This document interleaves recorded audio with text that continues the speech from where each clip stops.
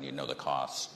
I don't know why that hasn't happened yet. I know it would be difficult, but to me, it's such advantages. Norman, I fell down the crypto rabbit hole as a result of the 2008 financial crisis. My firm, GFI Group, was the platform where about 70% of the world's credit default swaps traded.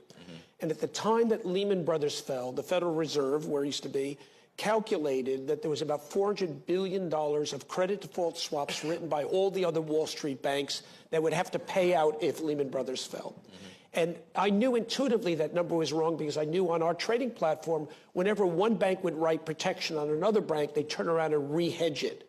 But those re-hedges were not recorded. And so the Fed added up all the notional amount and came up to this $400 billion figure. Well, we now know that if Lehman Brothers fell, it would have not triggered $400 billion. It would triggered less than $8 billion.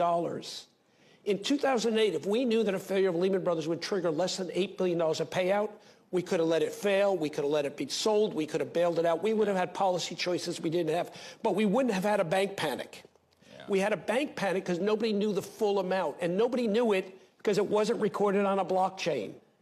And that was the eureka moment. If in the 2008 crisis, we had financial cartography to be able to map all of the exposures, we would have known precisely what the real risk is in the economy. That's, if you really want to think about it from a public policy point of view, the eureka bit about blockchain is recording financial transactions in a way that are instantly recognizable and quantifiable whenever you've got a crisis.